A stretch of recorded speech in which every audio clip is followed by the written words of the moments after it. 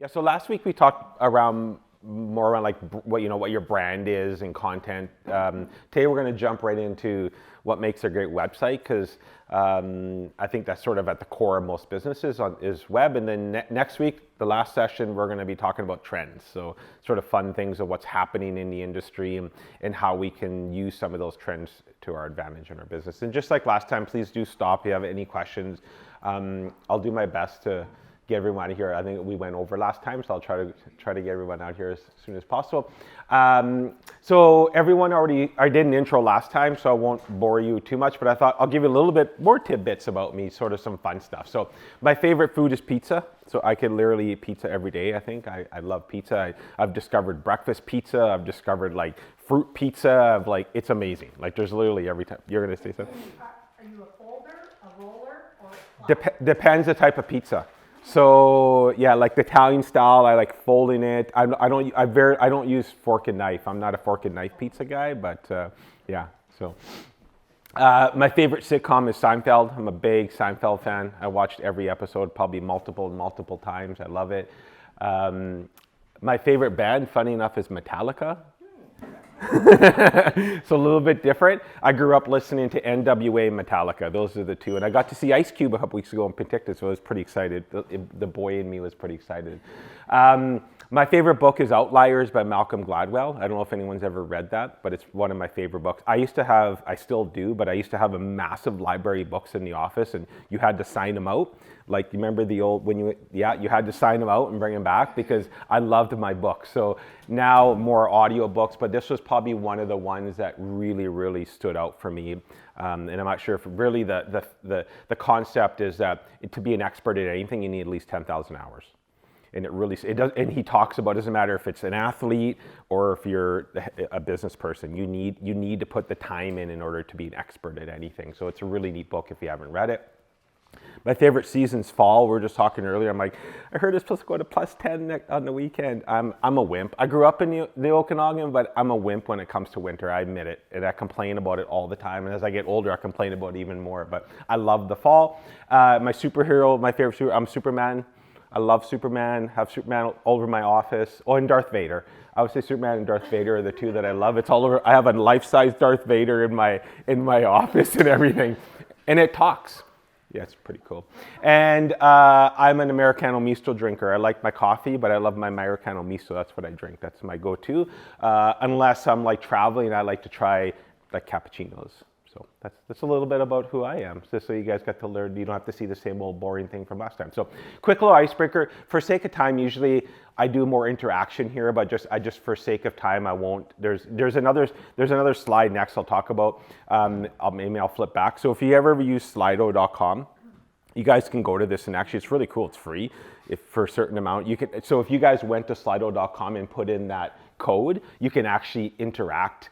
And I give results back. It's pretty cool. It's like a software that you can use if you pay. It's, you can do more cool things on here. But I won't, just because of today, I won't spend a lot of time doing it because usually we got to click out and click on. But I left it in there because I think it's live for a few days. You guys can just go try it. And I'll send this deck around right after so you guys can go try it. And I'll talk about interacting on your website. This is one of the tools you can use. But I'm curious. Just, you don't have to even say, just let me know, like, with a show of hands, like, how many people are actually satisfied with their website right now when you're like, I'm good, I don't need any help with my website? Anybody? Which is good. That's the right answer, because I wouldn't even put my hand up, right? We just launched our website, and I was playing around with some of the tools I'm going to show you, and I'm like, oh crap, our load speed isn't as good as it should be. And so there's always improvement we can do on our website, always, right? So even the big brands are always making changes to their website, right? So, but use this tool. It's kind of fun, and it's a little foreshadows a little bit about sort of what I'm going to be talking about. So. I love this quote, a bad website's like a grumpy salesperson. It really is, right? So if you walk into a store, it doesn't matter what store it is, if a coffee shop, a furniture store, or a car dealership, and you get greeted and the person has a bad day and they treat you like crap, you're probably not going to have a good experience and you're most likely not going to buy from them. Websites the same way. If I land on a website and I don't have a good feeling about it, you're not going to probably interact. They're probably not going to fill out that contact form. They're probably not going to call the number, right? So we'll talk about, like, sometimes when we're small businesses, this is the salesperson. your website, right? Because you don't have a team of 47 people knocking on doors. Like your website is your sales tool, right? So we need to make sure that it's up to where we need it to be. So just wanted to give you a little bit of history. You probably saw my last, and I do this a lot. I love kind of going backwards to see where we are today. I love doing that. So a little bit of history in web development. I think you guys saw this last. This is the very first website ever. The very, very first website ever launched. This is it. There's still some I actually played around last night. There's a few that are still kind of like this out there. This is the first search engine ever. AliWeb search forum. This is what it looked like. This was Google way back when. This is the very first one ever launched. This is what it looked like. It's so funny. You had to click little boxes and drop downs, and I'm like, we actually used that? That's kind of crazy. This is the first news site ever. CNN launched this top 10 stories of '96. So they basically took this and kind of developed like sort of the top 10 year in review type of interaction story. This is what Google looked like when it launched. A little bit different now, obviously, and you can tell I had to take a screenshot. I had to find something so pixelated, but this is what it used to really push. It's kind of funny because I'm a big believer. I think the last time I'm a big believer in creating email. Look what they did when they launched. They knew it. Email, subscribe, and this was way back when, right? So, and this is one of the oldest sites produced. You ever watch Space Jam? You guys know the movie Space Jam? I love it. It's so fun. The first one, I didn't like the second one, but it's still live. So this is when they launched this site. It's one of the oldest sites that's still active and looks this. This is actually, if you go to Space Jam, the movie, it looks like this. So they never, and part of it now it's a thing. It's kind of a thing in web design that they've left it, which is kind of cool. But this is what it looks like. It's the actual snapshot. And then what does it look like today? This is sort of a modern website. This is Lacoste. It's a modern website. You can see the difference where we've come, and I'll dig into this a little bit more, but you see the progression of where we started and where we are today now. Quite a bit different, right, on where web's going right now. So a little bit of the web journey. We started with static HTMLs. This is a static website. This is kind of what it looked like. Usually was a box inside of a web screen. So you go to a web page, it's a little box. It's very static. There's not a lot of interaction on it. And then from there, we went into interactive websites. So sites that have typically their full screen. Right, you go to websites, they take up your whole screen, and we'll talk about being responsive and so forth. But that was sort of the interaction from there. Used to be you designed in desktop, it's all you designed in, you didn't have to worry about it. Obviously now you have to design in mobile first, right? So when we design websites now, we usually design mobile first and then we go to desktop. Because we'll talk about like majority of the people, depending on the industry, real estate is one actually that we see still a lot of people going to desktop because they want to see the big pictures, and like so desktop is actually high usage in real estate still, but most other businesses it's mobile. People are on their phones or their iPads, and so that's how they're accessing their website. Okay. So why do we need a website? I hope in 2024 I don't have to convince people that they need a website, but just in case you need some convincing, there's 4.5 billion internet users. Yeah. So last week you had mentioned that you think that moving forward people aren't going to need websites. So that's me. Like, I was in Seminarm actually. I did a talk in Seminarm. Robin was there too on Saturday, and I had this discussion. I posed this question. It's like, in our world, specifically, we own a news site as well, and in our world in news, like I don't access news from websites anymore. Like I access news from Twitter or Facebook or Instagram and Facebook. When it comes to still businesses, I mean, I still go. I'm more just posing. Like it's me thinking I'll go. Like I don't know. Yeah, what's it going to look like in 5 years from now? Like today, though, I would say most businesses still need a website in my mind, and I'll tell you why. Because it's actually not it's like a logo. Like I said last time, is that I don't put a lot of emphasis on logo. I really don't. Like, I mean, logo is such a small part of your brand. Like some people go spend like $50,000 to do their logo, and I'm like, oh my gosh, what a waste of money. Like I'd rather take that money and put it into play. So I just think that, and I think web, I think you need one, but if you're e-commerce, obviously you need a website, right? So if we all had e-commerce websites when the pandemic happened, we'd probably be like a lot of businesses would have been different, right? So why I'm saying today is I still think web is there, but where's it going to go? Who knows? I don't know it, but where it's going to end up. I'm foreshadowing what I'm seeing is like, I don't know. I'm not sure what Google's doing. They're not driving people to websites like they used to. Like, I'm just like, crap, maybe the websites in 5 years are not going to be as important as they are today. That's kind of what I'm thinking of, right? the reason I asked is because I've had the similar thought. Yeah. Yeah, it's a fair comment, and I think it's good that we're talking about it. Like I think that's where I like to work with businesses. Okay, let's start thinking about it, because if that's where we think it's going, well then we need to make sure that we have a newsletter database, so our social channels are doing well. Like then we need to start doing all these other things, because that day comes we're like, hey, we're ready. We have a plan. We're like not like, oh my gosh, I have no database, my social is not great, and no one's going to my website. I don't want it to get to that part, right? So that's what we're hoping. But today it is. Like right now, most users are going to your website. Even if a fraction of the users come, I think that there's an opportunity. If you don't have a website, you need one. I'm hoping, like I said, most people I would assume in this room have a website. It is your digital business card. It's funny because on the weekend everyone's asking, hey Rob, can I have a business card? I'm like, I don't even have one. Like I don't put tons of emphasis on business cards. I guess I should, which is kind of funny. But I just think that this is your business card, right? So you can drive people, they can come to your website, and you can update it easy. So if things change on there, it's easy for you to update your website. You can send links out. I'm a LinkedIn person, so I typically just connect people on LinkedIn, and that's my starting point. But everyone's different, like for sure. If I'm, if I'm doing sales door to door, a lot of outbound sales, you need business cards. Like people, you need to hand them out. And I don't know. I printed I think I have 50 in my bag that they'll last me about 2 years. But your website can be your digital business card. I love this. Yeah. So question. Yeah. Can you create a QR code as a business card for your website? 100%.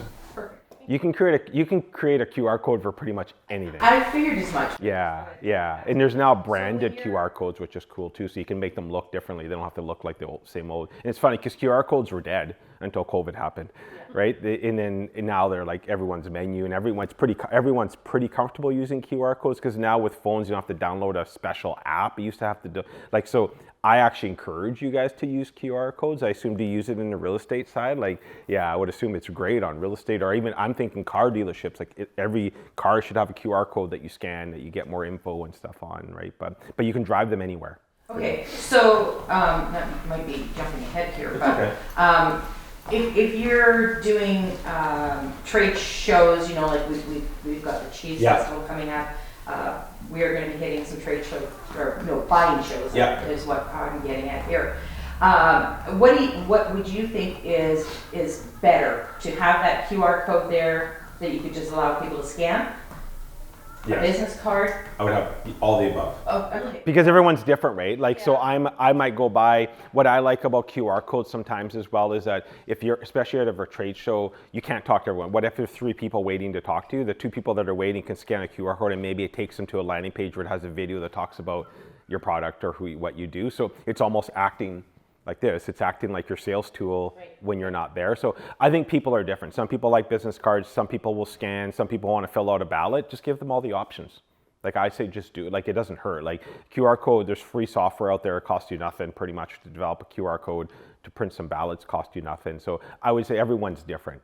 But yes, I would utilize it for sure. So your website's open 24/7. So for small business owners, we don't want to be working 24/7. Sometimes we feel like we have to, but unlike a store where we close, people. I always use myself as a sample size of one, but I typically do work at night. Right? Kids go to bed, I'm busy making dinner, whatever, and then I go online. And a lot of times I'm doing things at night, booking my oil change for my car or whatever it is. I do it at night because that's the only time I can find to do it. So your website is that tool for you. And people work shift work. People, it's not like it used to be. Everyone works 9 to 5. Nope, it doesn't happen anymore, right? So your website is a tool for you to extend your business hours when you haven't to extend your business hours. I totally shout out to I'm going to get her name wrong, Trilogy, I think. Is it Trilogy? Do you know out of Salmon Arm? Solutions marketing agency, Jenna. Does that ring a bell? Anyone? Yeah, Trilogy. So she spoke at the event and one thing she said, which is super cool, is that on her Google business page, a strategy she used is she looked at her competitors and she opens half hour before them and she closes an hour after them on Google Business, because someone might search for them and go, oh, Rob, checks grade have closed. Oh, Jenna's open, I'll call her. I'm like, that's a cool strategy.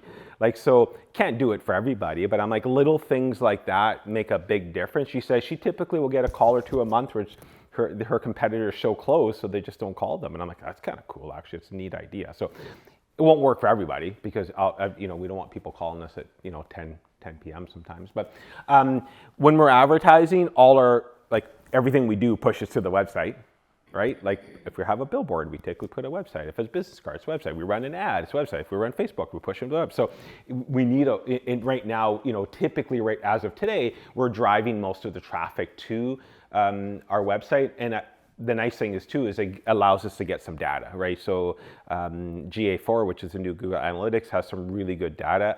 Again, take it with a grain of salt. I'm not a huge fan of just using Google Analytics to track. It's a baseline for sure, but it does weird things. It tracks things sometimes differently. I always say if it's Google, they're doing it to their advantage. Honestly, I truly believe that. So use tools. So if you're running Facebook ads, use analytics, but go into Facebook and make sure you're comparing that what you're seeing in analytics matches your Facebook. We just saw this with a client. We saw numbers here and we go to analytics. I'm like, okay, it's tracking something. And what we found is as the page scrolled, for instance, it was still tracking, it hit the top story in a blog. And as you scrolled the blog, it kept on hitting the top story, not the bottom, not the other. So little things like that. So you need to go in and change that. And sometimes it's hard unless you're comparing. But that's a nice thing about sort of driving people to the website, so you can do that. Obviously, if you're doing a really good job on your content, SEO, video, whatever it is, it leads to business, right? Back to open 24/7. So if your website should be seen as a sales tool. It used to be websites were very much like an online brochure. That's what I called them, right? But now they should be a sales tool. And to me, sales doesn't have to be I'm selling product. It could be sign up for my social media. It could be sign up for a newsletter. It could be I'm at a trade show, come visit us there. I just think use your website as a tool to sell for you. Again, especially if you're a team of one or two, right? You need to find ways to kind of extend that side of it. So any questions before we sort of jump into a little bit more? No? Okay. Yeah, absolutely. Because I'm not good on social media at all. Yeah. Business side and it just personally using it. So when I want to go and look something up, I'm looking at somebody's website because that is where the information is. For me to try to find information on social media, It's hard. I'm lost. Yeah. I just stopped doing it. And I'm like you because though. I can't find it. So I am going to the website because if I want to look at Patty's dog food, 100%. all the information is there and her socials and whatever if I was interested in doing. Yeah, and I think that's a valid point. I'm the same way. That's why back to saying our website's important. I'm still a website person. For when it comes to B2C stuff, I needed I bought this over the weekend and I'm like, I don't want to push my button anymore. So I just went online and looked. I'm like, oh, Best Buy has it. I'll go down and get you're still using it. I would never go to Facebook and look it up and try to find it. And I'm like, oh my gosh, it's driving me nuts. But some businesses, right? Some businesses, social media or for what you're doing it for. I know we can have a whole discussion on social media, but we have businesses that just use social media for recruitment. Right? So they're not selling necessarily, but they're trying to hire people. And it's a way to show your culture through your social media. It's harder to do it through your website, right? So, yeah. Do you find that the content of someone's website has changed? For example, we have, an About Us page and all this extra, I call it fluff information that people don't generally tend to actually look at. They're just looking for the meat and the potatoes. So I've just found that I've put less emphasis on the story in the background because people get that from social media. They get that the brand, I guess you would say. The culture side comes through your social media and less from your website. Yeah, so that's a great point. The only thing I would add there is that all that additional stuff, which I'll talk about in a bit, helps your SEO rankings, right? So if there is value, right? If people are searching, I would reverse engineer, which you probably do is, okay, what are people searching for? And can they find that here's the 20 different words key phrases they might search for us. Am I writing about it on my website? Because it won't rank socially, but outside of that, most people are going, that's back to your culture brand. Social media is great for that. Your website's harder to do that. Now, I like the About Us stories. I think people make those connections. They want to know the person behind the brand and stuff, but it doesn't have to be 90% of your content on your website based on that, right? So, yeah. So I was just going to say that I'm probably one of the few people that go to the About Us pages all the time because I find on social media, you don't know where people are from. I'm going to use our community forums that are online. People are posting and, giving recommendations for businesses and stuff. And when you follow them, they're not businesses in our community. So I like to go to the website and the About Us page to see if they actually live here, just so it gives me a little bit more. Yeah, and I think that in a community like here, the About Us page is super important. It really is, right? So, but if I'm Nike, the About Us page probably is a little bit less important, right? So, but in a community like the ones we play in, between the Thompson Okanagan in general, if your market is local-ish, About Us people do want to see who the people behind the brand, 100%, right? So it is important to put that on that.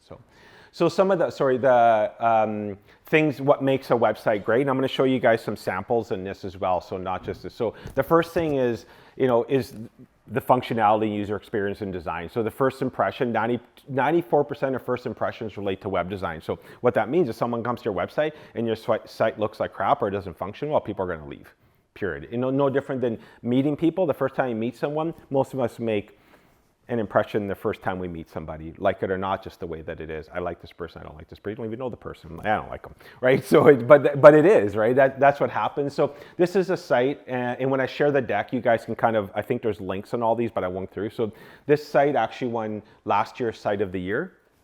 It's you guys probably know, right? You can look at that and know exactly what it is, and why they won is a few things. Is that simplicity. Easy to know what they are. They're personal aviation, book an aircraft, really cool interaction on it. You'll see not a lot on the page. So if I land on here, I could probably get what I want real quick, right? If I want to learn more, you click up there. If I want to book, I just go here, and it tells me exactly what it is. It's funny because I land on this page when I was on it. I love the website. When you guys go on, it's this really cool website. But I'm like, oh, it's not. I can't afford this, which is it does its job. Right? So it's actually sorting through the type of people that would be clicking through on it. So land on it, visually appealing, like it or not. I find web design everyone's different. So, but the site itself is a really good sample of what simplicity and interaction on a website should look like. Okay. User experience, super, I'll say it 10 times over important. So what that means is when we land on a website, it's not just about design, it needs to work properly, right? And user experiences sometimes just take yourself, pretend you're the client. Go to your website. Can I find stuff easy? And you're like, well, I'm too close to it. Great, send it to the chamber, tap into people like Rob, tap into people and say, hey, can you go around my website and do you find it easy to use? No, you know what? I had to click 4 times to find this. I didn't see the About Us page. Where is it? Like just little things like that. Like user experience, so important. Like we'll work with clients specifically just through user experience. Like I said, we'll just go a full deep dive and look at how quickly does it load, like how easy for me to get information, all that sort of stuff. So this is another site that won a lot of awards around user experience, and again. You see these sites and you're like, well, but I can't design. This is probably like a WordPress template, like honestly. And we'll talk about that in a bit. Like you can find templates that make it look like this. You just stick your product in here and it's like, oh, I have the same size. So it's not, don't look at these and think these are like $200,000-$300,000 websites. You could create something like this pretty cost effectively using templates. So, but why this won awards, you land on it, you know what it is right away. I don't have to guess what they do. And if I want to buy, there's a shop now button right there. You'll see there's not tons of pages. It's shop and meet. That's all it is, right? It's very, very simple. As you scroll, this page scrolls, you'll see lots of stuff down here, all the other stuff down here. But when you land on it, super easy to navigate. Okay, user experience is totally easy because these guys, their goal is to sell. So that's what they want to do. And they're made out of veg because it's time to veg out. So it's really easy to know what they are, okay? Responsive design, I've talked about 60% of global web traffic comes from mobile. We see it as high as 75, 80% in some industries. Like I said, real estate's usually lower because people want desktop. They want to see big pictures of the houses they're looking at. So we typically see desktop a little bit higher than that, but you need to make sure your site is responsive. So right now there's really like 4 or 5 different screens people use. So big, at your office, you have big computers, laptops, iPads, phones, but now smart TVs, we just have one. You can bring up internet on smart TVs. Like we watch YouTube on a TV at home now. Like, so think about people are using your website on all different areas. So you need to make sure that it's responsive. So if you use, again, back to like a Wix or a WordPress, some of it's built in already. So you don't have to overthinking, well, how am I going to do this? Well, the site will help you make sure it's responsive. The biggest thing is images. That's the biggest thing you need to worry about, because an image, as it shrinks down in a phone, you're like, oh crap, like now you can't see it, or it cuts off people. So that is the biggest thing. But there's beautiful things like ChatGPT, where you can go in and put an image and say resize it so it's responsive, and it resizes it for you, and it puts it into the right dimensions, and you load it on your website. So there are tools out there that are very cost effective for you to make sure that you can do it. But most of the platforms, like I said, Wix is usually a big one. If you're e-commerce, Shopify or WordPress, they're responsive nowadays. They're already, the templates are already responsive for you, so they're a lot easier to do. Make sure it's really easy to navigate. Again, I don't want to click 73 times in order to go somewhere. I'm a big fan of what's called sticky navigation, where there's navigation up the top, and as I scroll, it stays at the top. Because the worst for me is I'm scrolling, I'm like, well, how do I go to About Us? I got to scroll back up and like make that. And again, if you have WordPress or Wix, it's just literally push a button and it stays at the top of your page, right? So I find that's easy to do if you just, and there's this site here I found actually was kind of cool. And the reason I brought it up is because I've never seen something like this. It's kind of neat. So it's actually an agency, but what they did is they have the 4 buttons, but underneath the buttons, they have little descriptions. And I thought it's kind of cool. I hadn't seen that before. It says our work, what we can do for you and your project, our parts, how we approach solving problems. And so there's only the 4 buttons, super easy. And as you scroll, the description collapses, but the actual words stay at the top.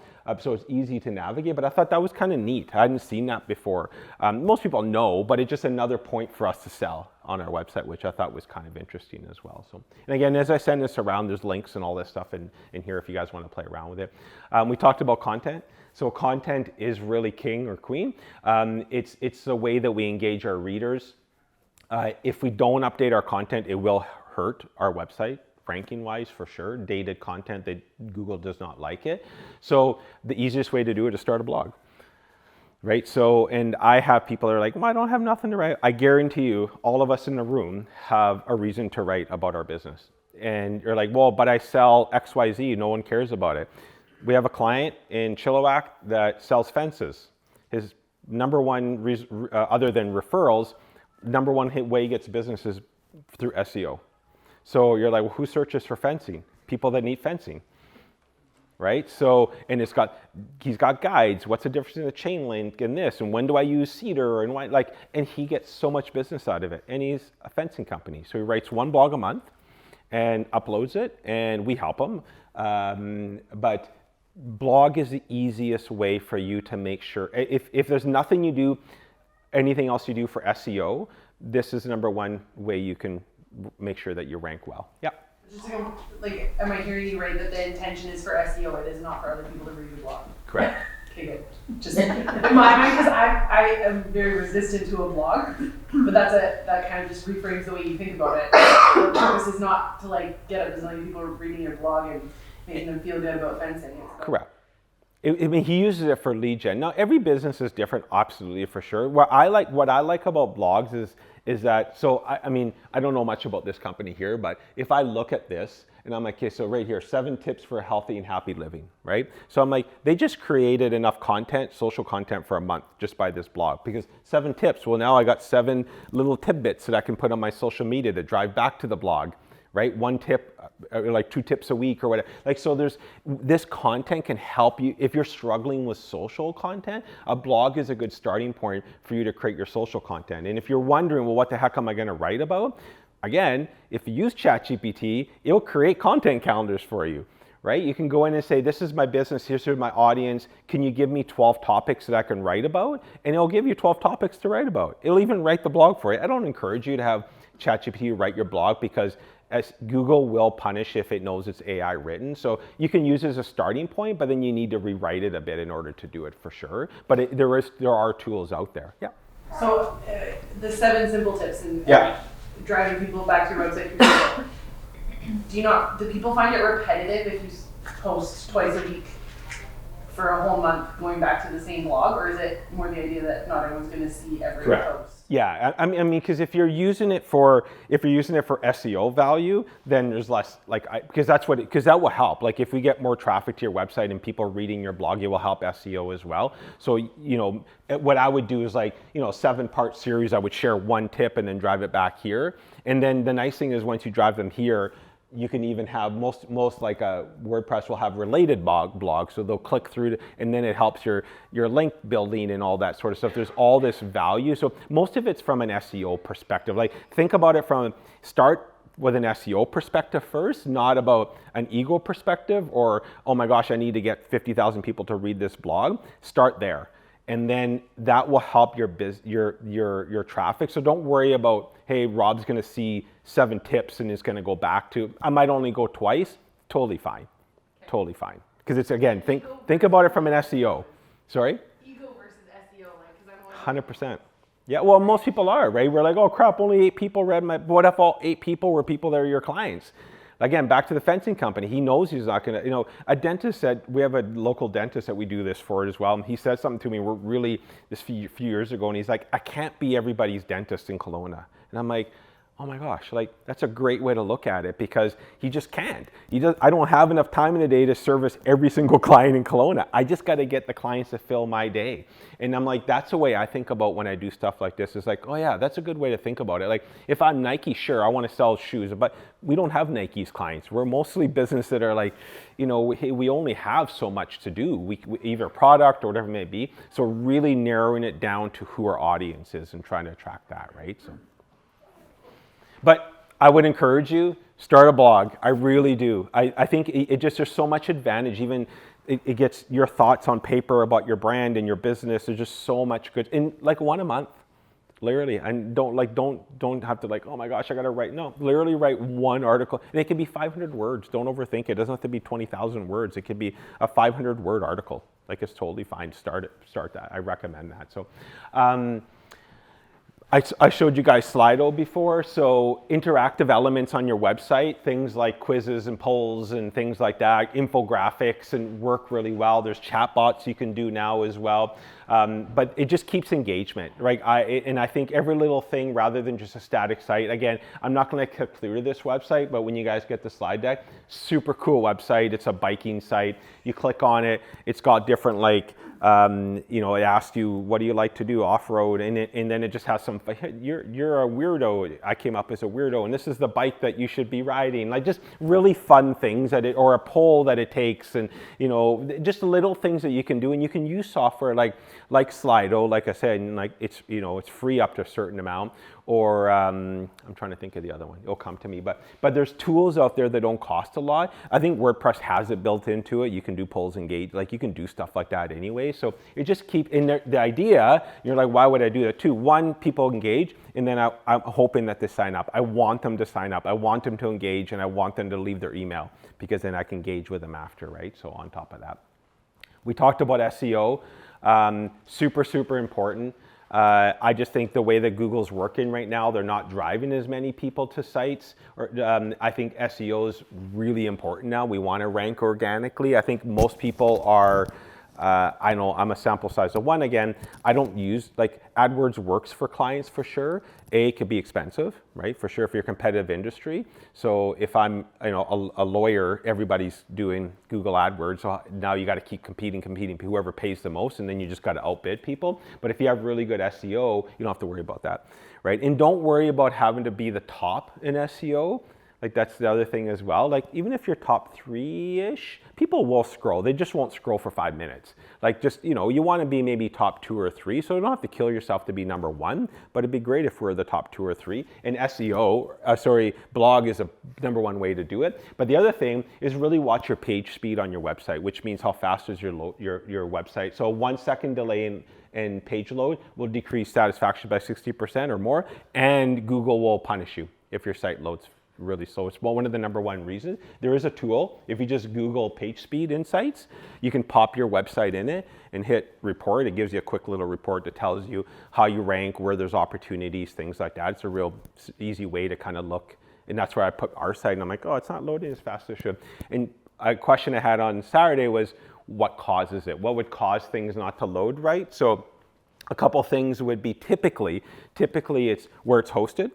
So if you think of like a GoDaddy, they will put thousands of websites on one server. So if everyone's trying to access a server at once, it's going to be slow feeding the website to people. That's one reason it might. The second most likely reason is images. Your images aren't sized properly. But what's happening is it's taking a long time to load all the images before it shows the website to people, right? So I don't know if you've gone to websites, and it usually it should be like this. Like in the world that we are today, you shouldn't have to wait. If you do, it could be images. Or the third reason is a dated backend system. Like you haven't updated your WordPress, you haven't updated to the new Wix, you haven't that's typically 2 or 3 reasons why your site's loading slow. And I know it's silly, but it's super, super important. People are just, we're just, humans are, I want instant satisfaction, and people will leave. And it will reflect on your brand. So there's tools out there to help you. Like I said, there's free tools that will run a little, and I'm happy, I don't know if I mentioned it, but I might have mentioned last time. If not, I'll say it again, is that if we have some tools, if everyone's interested in having a little audit on your site, like just send me your website. It's 3 or 4 page audit. I need your website and your top 3 or 4 competitors. I'll run a quick audit for you and flow it back to you. No charge. I'm happy to do it. So if you're interested and go, I don't know, what is my site? How does it rank? Where does it I can flip you a quick report on that if you guys want to see it. And then obviously it's got to be visually appealing. So I think if people aren't liking what the site looks like, again, that's part of your brand experience. White space is our friend. You don't have to throw a whole bunch of crap on your website. Just remember that. I use it no different than a billboard. I live in West Kelowna, and drive through, if people drive by the bridge and you see hundreds of billboards, and some people put their life story on it. Who's reading that? Who's reading a 1-800 number when you're driving on a highway? Now, if you're in town, totally different. I'm going slower, but your website's the same way. You just want to get those samples I sent you. Just get your points out. If people want more, they will find it. Trust me, if I want the About Us page, I will find it. But you need to be very concise. So the next site I'll show you is one that doesn't do a good job, and it actually is a real site. If you go to it, it's an actual site. Exactly. This is an actual site out right now. So you want to see one that doesn't do well? So this is a real site that's out there right now if you go to it, which is hilarious. But I don't know why he does it or she does it this way, but they do. But I was excited because I saw some Star Wars stuff. I'm like, oh, I should go in and order it. But this is one extreme, but this to drive the point home, be very cognizant of the user and you just want to get your points across on your website. Don't overthink it. Sometimes we just overthink it and put way too much on, especially where we land a homepage, right? So very simply, a great design, trust, a great website story creates more trust and creates better conversion, period. It's just plain and simple. I'm a big fan of, I don't talk about it here, but I'm a big fan of landing pages. So if you're running campaigns, create a page specifically for the campaign you're running. If I'm a user and I see an ad about XYZ and I land on the homepage of the site, I'm like, but I just saw this, I want it here. Right? So just think little things like that. And then the other part is I like landing pages, it gives you better analytics. You can track how did the campaign work? How many people came to the page? Did they convert? Did they not? Typically, if you just drive everybody to your home page, you lose conversions. Again, instant gratification. If I'm selling dog food and I click on a button and I land on a home page, you can tell me about your great story, how you started your company. Maybe I'm like, I just wanted to order some dog food. You know what I mean? So just little things, think about stuff like that, doing landing pages. And again, if you're using software like Wix, and easy to create landing pages, super easy to do, okay?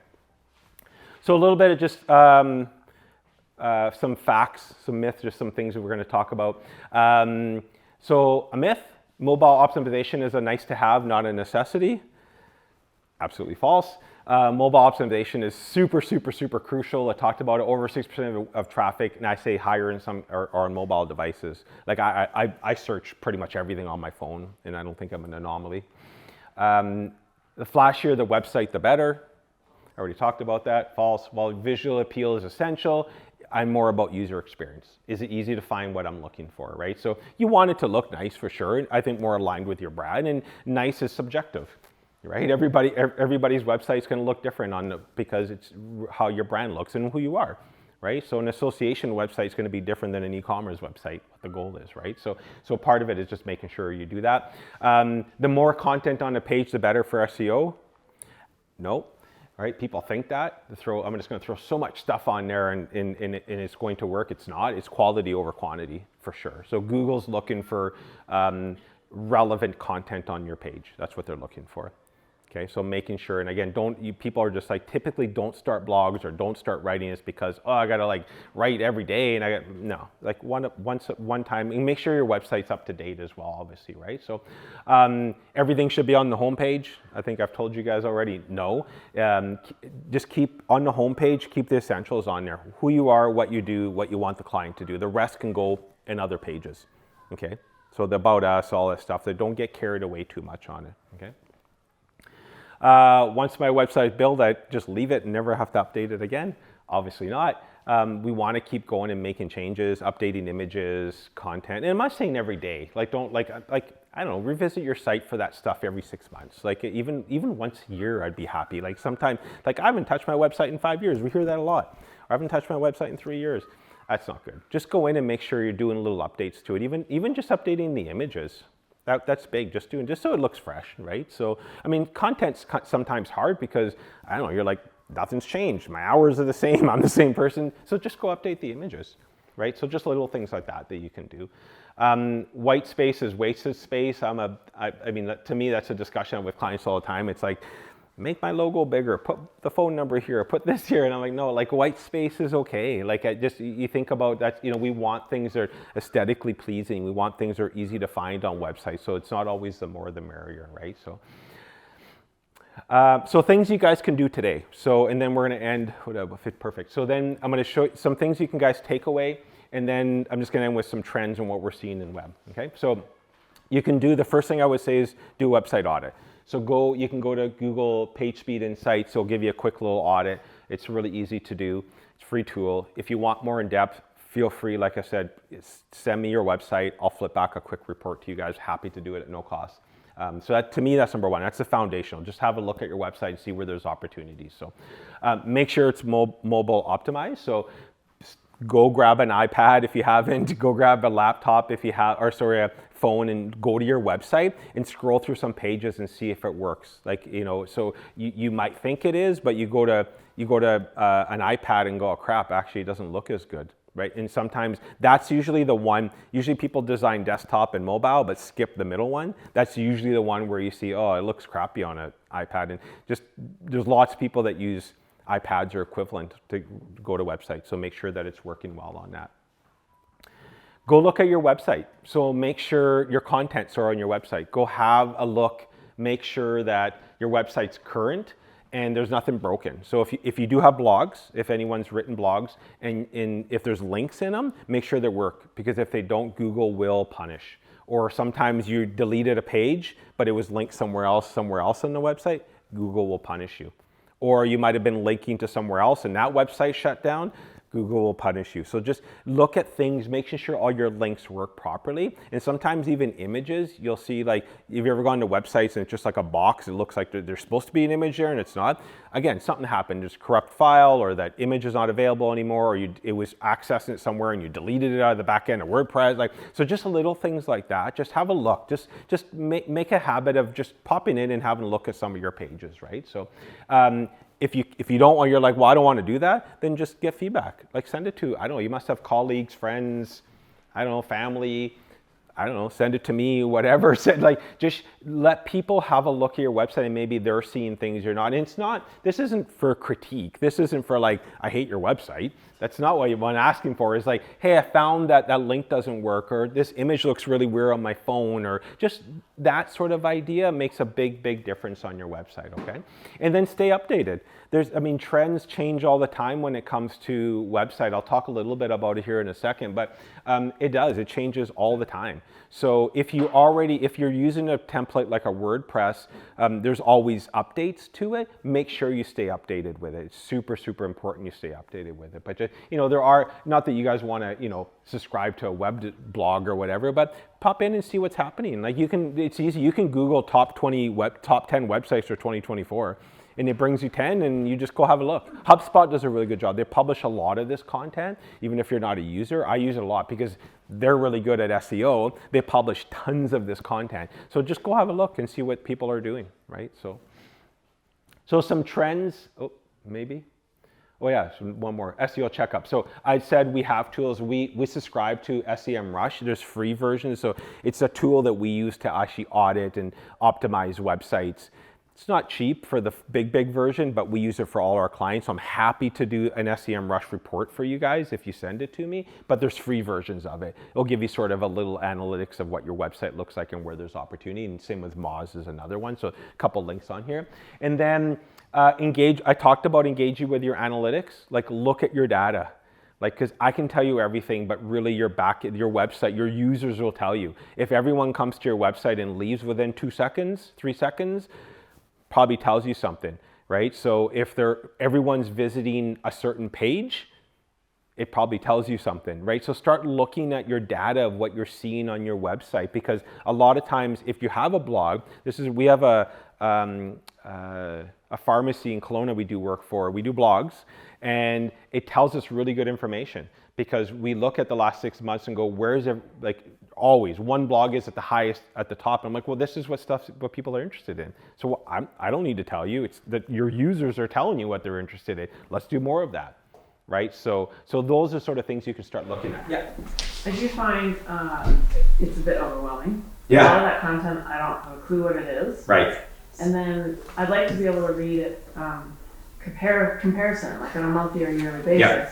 Is there a tool to do that? Do you have Google Analytics on your site? Do you know if you have Google Analytics? I'm thinking of past some point where we would try and use it, and honestly, I would use like a few components. Yeah.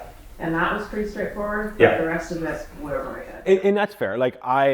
Especially the new Google Analytics, I get lost sometimes in it. But you can set up reporting, and I can help. So the short answer is comparison. Google Analytics is perfect for it. I can run a report that says compare this month to the same month last year or the previous month, and you can just set it up once, and every month it just emails you a report of exactly the information you want. So if you can say, Rob, I want to compare this month data to last month data or last year's data, it'll automatically just run it and email it to you every month, right? Now, do I expect you guys to be Google Analytics experts? 100% not. Even at agency level, we're always learning. We have people that are certified to do that because they've had to go through years and years or hours of training. So I don't expect you. It's what's important to you. So you want to know who's coming to your website and what are they doing when you're on your website. Honestly, those are really the two important things that you want to know about, from your level in here. That's super important for you, is that are people, what are they doing when they come and who's coming to you? And Google Analytics will tell you. They'll say it's coming from Facebook, it's coming from Instagram, this is how much time they're spending, this is the last page they visited. All that stuff is important, because if depending what the goal of the website is, if it's information, it's a lot different. But if you're trying to sell something, and I don't mean a product, it could be newsletter sign up, follow me on social, sign up for a webinar, whatever. That's the metric. You can track that metric. And that's what we care about. And then it just gets a report sent to you every month and tells you. So quickly, that's what I do. So all our clients, I don't want to dig, we have a team that does that. I get a report every month. That's the highlight of the things that I think it's important for me and my client to look at. It's usually 2 pages. And we look at it together for 20 minutes. If I see anything, maybe less, and we move on, right? Because if not, you can get lost in the weeds for sure. But let someone else worry about that. You don't have to worry I about always that. find the Google review, I think it's Yeah. just 2 things it tells you. Yeah. What the clicks were Right. compared to last month, and then what are the top 3 search words to get to your website. Right. I almost find that quite useful. It is, yeah, and you can set that up, and maybe that's another session we do. We could have even Alice come up and actually do a whole session on Google Analytics and how to set it. That might be worth it because she's the expert. She's on our team. She's great and happy. And again, I'll leave it up to not my decision, but happy to do that of even just doing a working session on making sure analytics set up properly. What's important to you guys? Set up your reports. There might be a little bit of a hands-on working session we could do because it is important to do that. It's not easy, especially the new one. Google Analytics 4 is super hard. Like I don't know what they've made it difficult for sure, but once you set up, really cool reporting. It's got way better reporting than we've ever had, but we just got to set it up once for you, and then you're good. But that could be a takeaway. Maybe we do a working session on that. Might be kind of cool to do that. So, and then some tools. There's literally hundreds. I just put 5 things on here to help build, or you can use for AI or help build. So WordPress and Wix, I think, I don't know, most people use. I think most people nowadays use those too. They're really great. MailChimp actually has a really cool for landing pages. If you use email, MailChimp will actually set up your own landing page for you using your new website, and then it tracks for you and everything. So really easy ways to do landing pages. Squarespace, again, another easy one to use. 10Web AI is actually an AI tool that builds websites for you. I'm completely terrible to do that sort of stuff, and I built 2 website planners. I just play around with it. I definitely won't launch them, but you can, like, it actually will build your website. It asks you questions, industry, blah, blah, blah, and like you literally push a button and go, ta-da, it's built in a WordPress platform for you, and off you go. So someone tells me that they can't design web, there's tools out there that do it for you now. Right? So, and I'm all for it. Like, I know it's what I do for a living, but I understand business as well, right? That if, as a small business, if you can save some dollars and do your own website and you can spend your dollars elsewhere for marketing, why not? Right? And there's tools out there that do a really good job, right? Because if we're designing websites, we design it in WordPress anyways most of the time. We're using that tool. We're just doing a little bit different. So I'm okay. And again, if there's questions around this stuff, I can't, like, just sake of time, but I'm happy to, if you're like, well, how do I start a WordPress site? How do I use MailChimp? Like, just reach out to me. I'm happy to kind of talk you through that. But these are some tools that really kind of takeaways you guys can use on it. So I want to just talk about some trends before we wrap up. We talked about AI and websites. There's really good tools when it comes. We're seeing a lot more chatbots through AI now on websites, more and more of them. They're way better than they used to be. I thought they were really crappy a few years ago, even a year ago. Like, there's some really good ones nowadays that you don't even know that you're talking to. You know some that they do, but there's some really good tools. I like chatbots back to like open 24/7. If we're a team of 1 or 2, if I can use this as an advantage to create leads, or I can't be everywhere all the time. If I'm at 9 o'clock at night and I have a question on something, can the chatbot at least help, or at least push me to book an appointment with Rob for tomorrow? Like those are sort of things you can start using. Again, really cost-effective ways.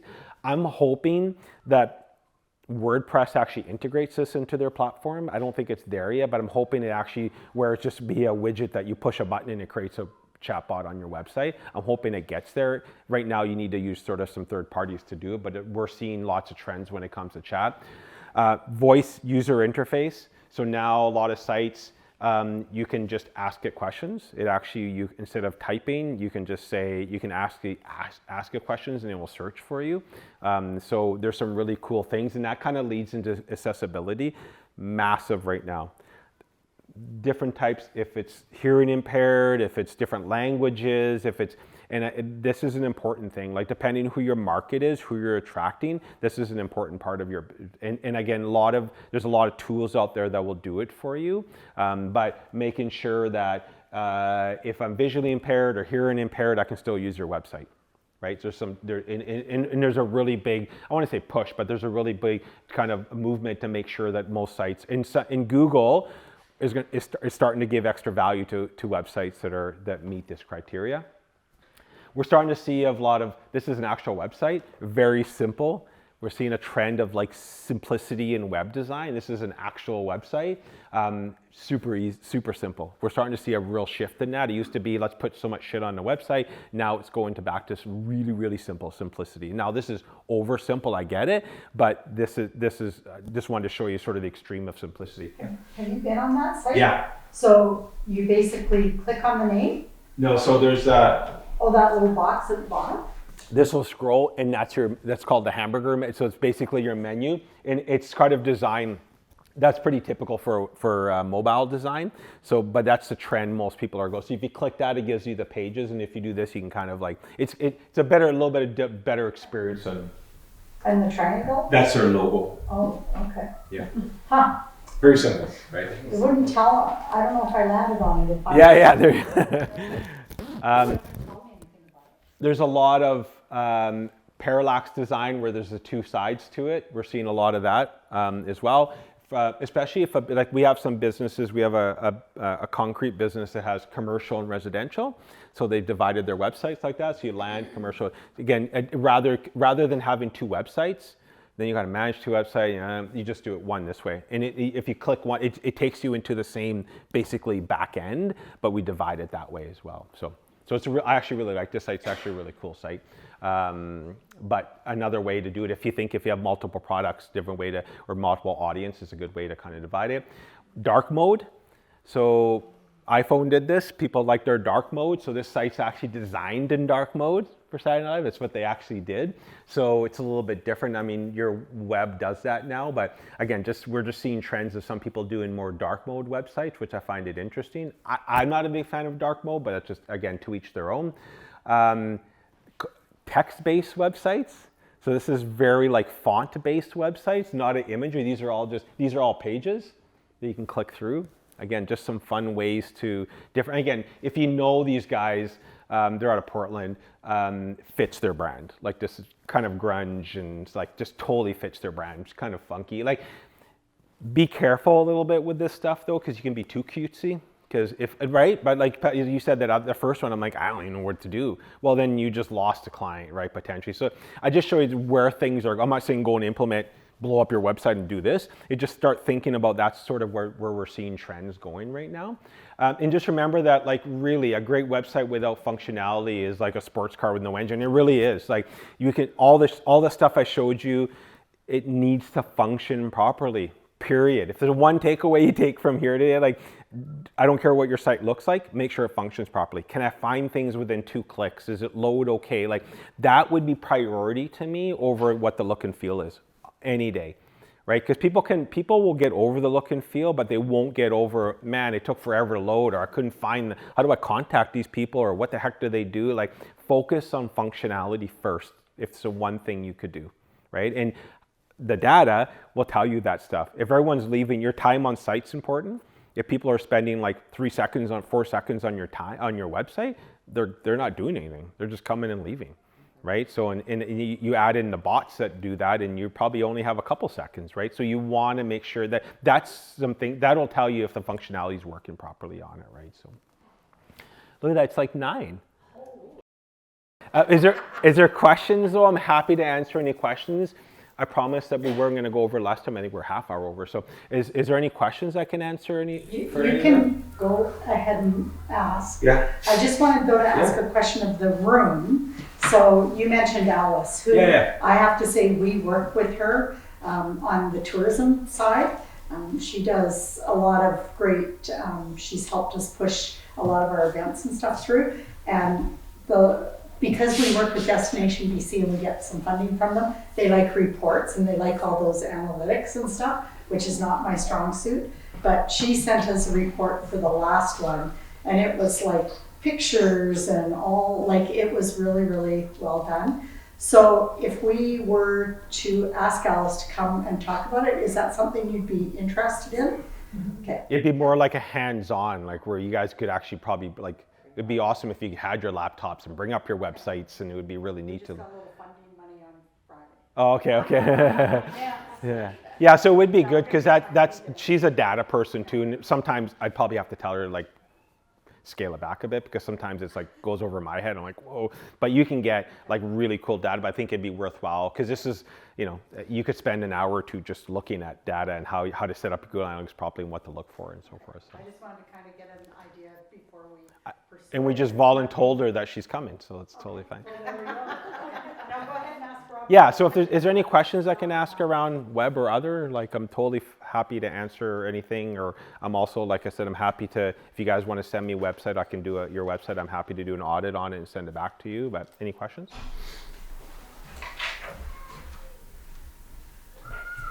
Yeah, why? This could be a whole nother talk, I think.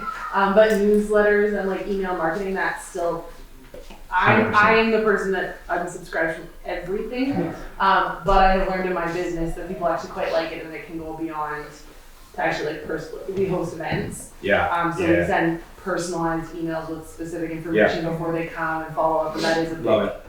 Yes, 100%. Newsletters, to me, actually, I'm a massive proponent of newsletters because you own the data too, right? Like, so whenever you can own it, not Facebook or not Instagram and not TikTok, like if you can own it, it's great. And I actually think that newsletter marketing, I think through COVID, we all signed up for 700 different newsletters and now we're kind of unsubscribing, but things that I'm interested in, I get my newsletters and I'm still interested in it. Like, I don't read it.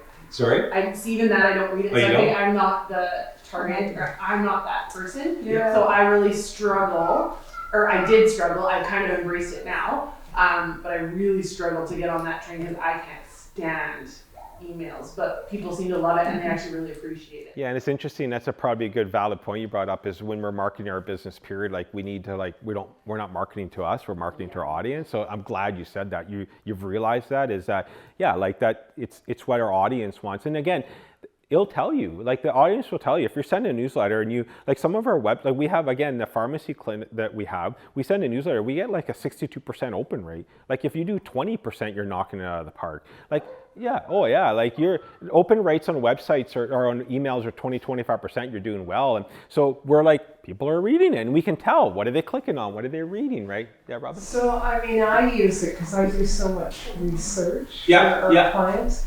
I have a ton of email newsletters that come in and I go through them very quickly and take the information out that I That need. you need, yeah. But it helps me with research and actually keeping up to date on different things. And a lot of my stuff is provincial or it could be, and I get twice a day I probably get, but it keeps me up to date on what's happening and so that I can take that information and give it to the clients. And I get a million, but it.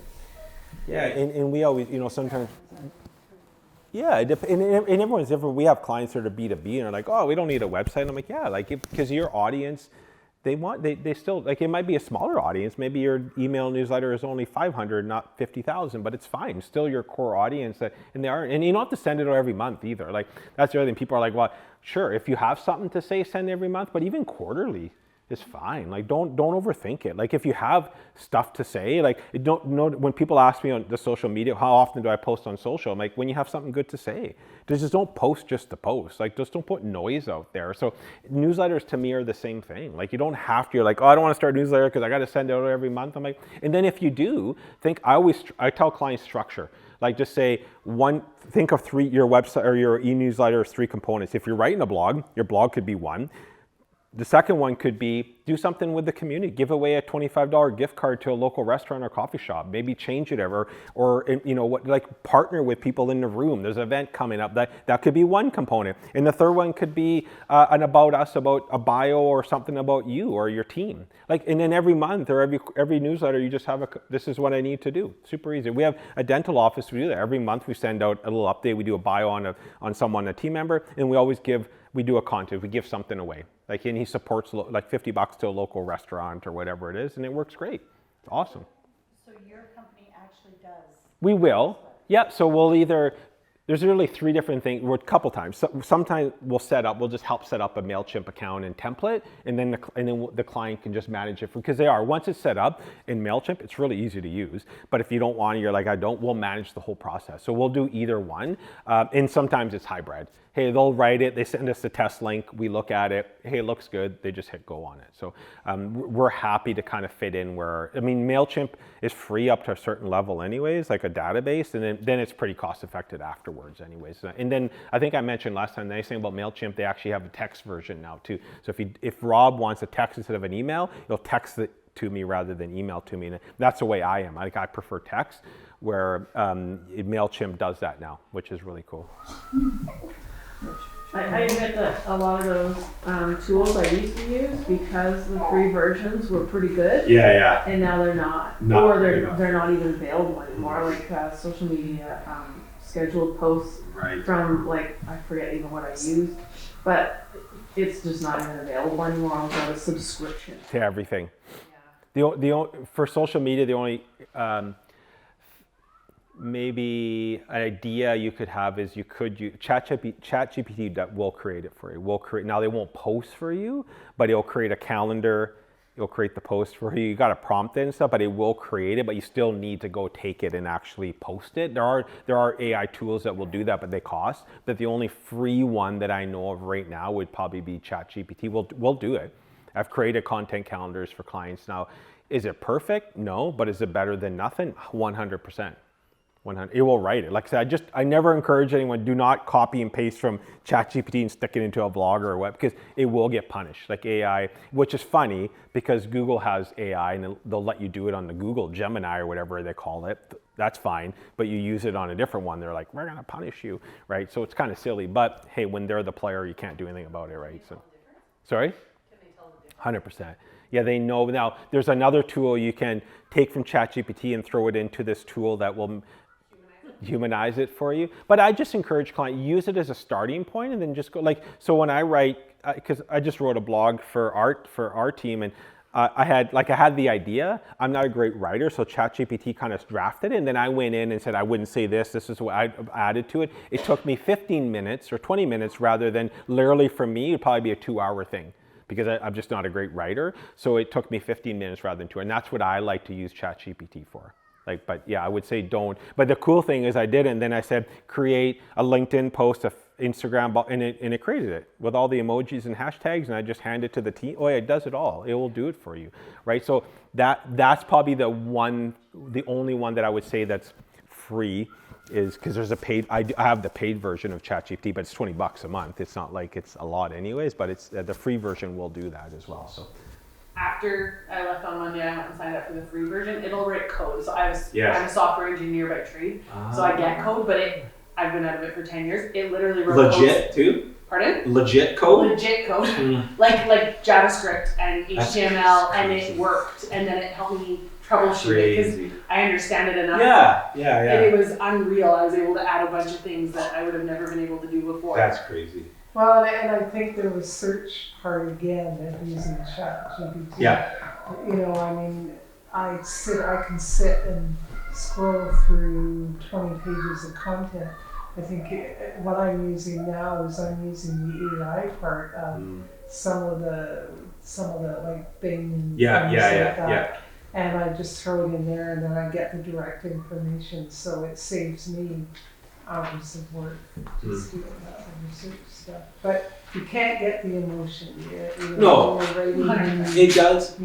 the idea is that that's what Google tried to do with Gemini. What I think they named it Gemini now, and ChatGPT is supposed to start doing that. Is it like I've used it for a while now, and I do have the paid version. It's starting to know better how I would talk, like the more, because I'd be like, no, I don't, like make it less formal. And now if I stay within that, when I ask it something, it's a lot way better than it was a year ago or 6 months ago. And the idea is that that's what Google's trying to do with theirs, is that it's going to just be part of your day to day. If you use Gmail, if you use Google, it's starting to analyze everything you do and how you do, and it's literally going to be your AI assistant.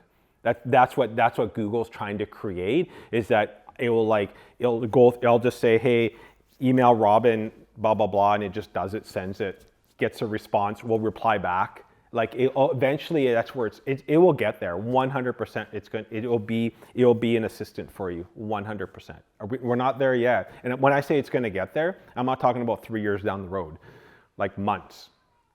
That's how fast this stuff is advancing. But in even your website, like I said, I couldn't code. So if you have that skill set, awesome, just use it to your advantage. But even on the level of newsletters or blogs, use it. And even if you put your website into ChatGPT and ask it to analyze it for page speed, and it'll come back and say, here's 10 things that I think you can do better on your website. It'll tell you. Now, be careful if you don't have the paid version, because it's not real time. Right, the free version I think is a year old. Is it? Yeah. So say 2 years. So it's not accessing today's data, but the $20 version access in real time. So that's kind of the difference that it's doing for you. But it's better than nothing. Again, 2-year-old data is better than no data in my mind, right? So, yeah. You can do a whole session on AI. Actually, it'd be fun. I thought I would just literally bring ChatGPT up and just start throwing stuff into it. It actually, sometimes, I mean, not that we have, but sometimes on weekends or night, I love going in and just playing around with it. Just start typing things in and see what it does. And like I said, even if you get one really great piece of information from it, I don't know, it's valuable to me, right? So put in your website, ask it to analyze your social channels, do this, sometimes they'll say I can't do it, or sometimes like if you want to do it, go to this site, it'll do it for you. Like it literally will give you really good direction. Like be careful, like I said, don't copy stuff. And it does hallucinate and it makes stuff up, and so be careful. But there's I would say that there's more good than bad right now. So I think we all saw its hallucination on the news with the young lawyer It's crazy. that tried to look up a case. Yeah. study, Yeah, and yeah, yeah.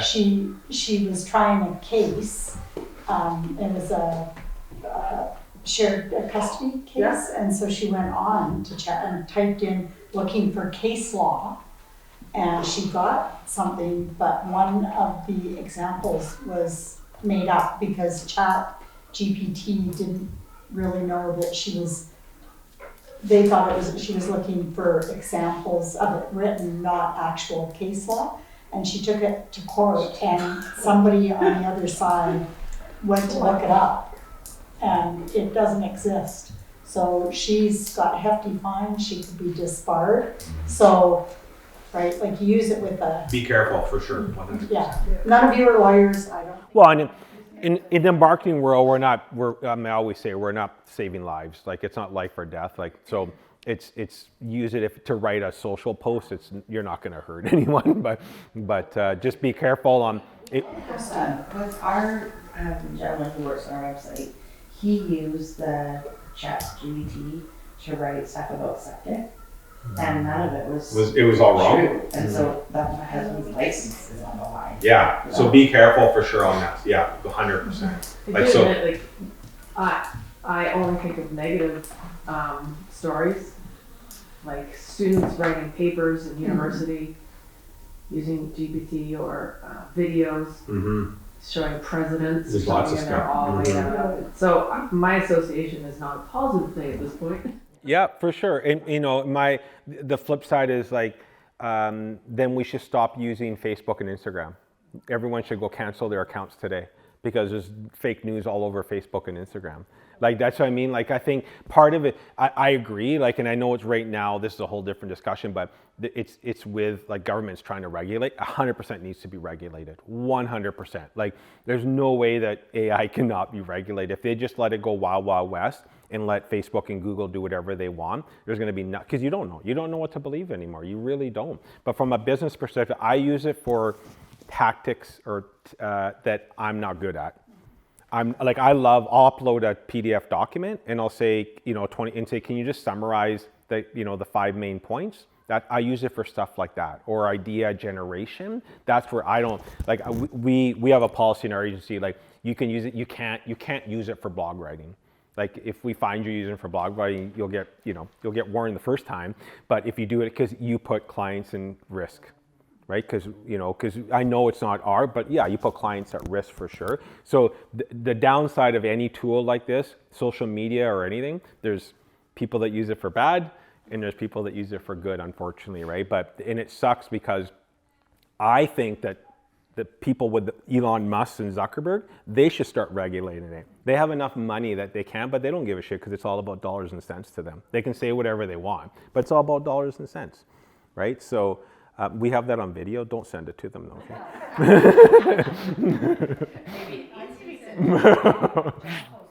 Or I think last week I mentioned that I use it for, I'm not good at writing, sorry we didn't hire you letters, so I put it in there Sure. and then just kept simplifying, For sure. simplifying, and it worked. That's okay for stuff like that. You're not going to harm anybody doing that, but yeah, you can 100% use it for. I can create a video of anybody doing anything and post it on the internet, and no one's going to stop me, which blows my mind that you can do that, right? So. I think I mentioned it last week. Actually, UNBC has put regulations in about ChatGPT, especially for papers, and I don't know how they're regulating it, because when the kids are off-site. That's where I struggle with that, is that the problem is these kids are going to graduate and going into an environment where AI is being used, and they're not like, so there's got to be a way, and I don't have, this is way above my pay grade, but there needs to be a way to regulate this stuff and understand it, because there is good to it. It's not all bad, but unfortunately we highlight, the focus is all on the bad, right? And that's just human nature. We like bad news as much as we say we don't. That's what that's what people click on, right? Like I was reading an article yesterday about, and I can't remember what it was. Anyways, and someone commented on it and said the article is the way that was posted, and they're like, why didn't you just say it this way, the headline? Because it was a good news story, but they made it like they were just cutting somebody else down for the, and I'm like, but that's what news is. A lot of news people like CNN, Fox, it's clickbait, right? They always say, what we learn to news is if it bleeds, it leads, right? But it really is. That's what news does. And unfortunately, we highlight the things like the negative AI when there are good things. Like I use it for day-to-day tasks, and it saves me time, and it saves my clients time and money. That's how I look at it. Like if I can find a way to save time and money to do it, great. But yeah, you definitely need to be 100%. You need to be careful. I'll never tell anyone that says stop everything and just go do ChatGPT, and 100%. That's not good for sure, right? So